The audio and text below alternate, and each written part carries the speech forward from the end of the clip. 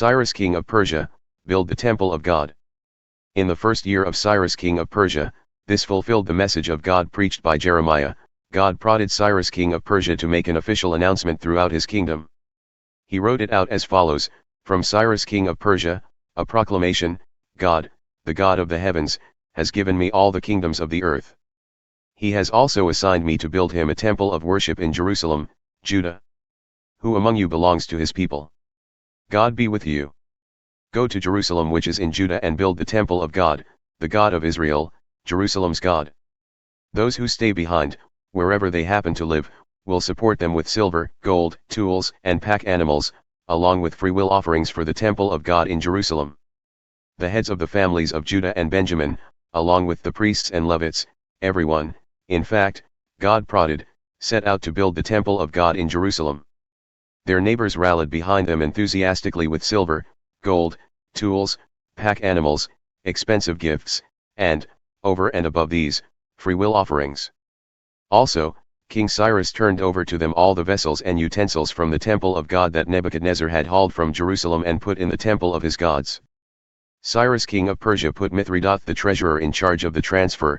He provided a full inventory for Sheshbazzar the prince of Judah, including the following: 30 gold dishes, 1,000 silver dishes, 29 silver pans, 30 gold bowls, 410 duplicate silver bowls, 1,000 miscellaneous items. All told, there were 5,400 gold and silver articles that Sheshbazzar took with him when he brought the exiles back from Babylon to Jerusalem. These are the people from the province who now returned from the captivity, exiles whom Nebuchadnezzar king of Babylon had carried off captive. They returned to Jerusalem and Judah, each to his hometown.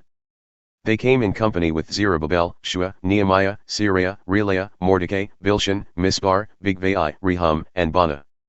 The numbers of the returning Israelites by families of origin were as follows: Parash, 2,172; Shephisha, 372; Era, 77; 5 Pahad Moab, sons of Jeshua and Joab, 2,812; Elam, 1,254; Zado, 945; Zakkai, 760; Bani, 642; Babai, 623; Asjad, 1,222; Adonikam, 666; Bigvai, 2,056; Adin, 454; Ader, sons of Hezekiah, 98; Bezai, 323; Jorah, 112; Hashem, 223; Jibbar, 95. Israelites identified by place of origin were as follows: Bethlehem, 123; Netopha, 56; Anathoth, 128; Azmaveth, 42; Kiriath Jearim, Kephirah and Beeroth, 743; Ramah and Geba, 621; Michmash, 122; Bethel and Ai, 223; Nebo, 52; Magbish, 156; Elam, the other one, 1,254; Haram, 320; Lod, Hadid, and Ono, 725; Jericho, 345; Sinah, 3,630. Priestly families: Jedaiah, sons of Jeshua, 973; Immer, 1,052; Pashhur, 1,247; Haram, 1,017. Levitical families: Jeshua and Kadmiel, sons of Hodaviah, 74. Singers: Asaph's family line, 128.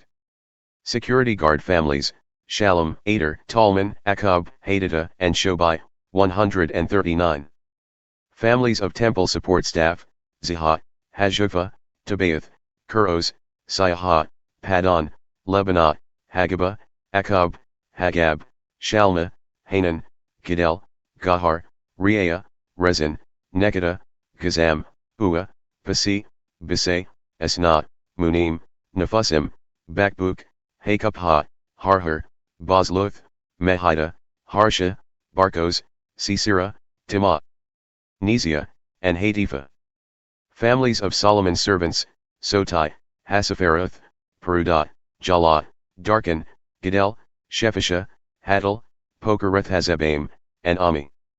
Temple support staff and Solomon's servants added up to 392. These are those who came from Tel Melah, Tel Harsha, Kirub, Adon, and Immer. They weren't able to prove their ancestry, whether they were true Israelites or not. Delaiah, Tobiah, and Nekada, 652 in all. Likewise with these priestly families, Hobiah, Hakaz, and Barzillai, who had married a daughter of Barzillai the Gileadite and took that name. They had thoroughly searched for their family records but couldn't find them. And so they were barred from priestly work as ritually unclean. The governor ruled that they could not eat from the holy food until a priest could determine their status with the Urim and Thummim. The total count for the congregation was 42,360. That did not include the male and female slaves, which numbered 7,337. There were also 200 male and female singers, and they had 736 horses, 245 mules, 435 camels, and 6,720 donkeys. Some of the heads of families, on arriving at the temple of God in Jerusalem, made freewill offerings toward the rebuilding of the temple of God on its site.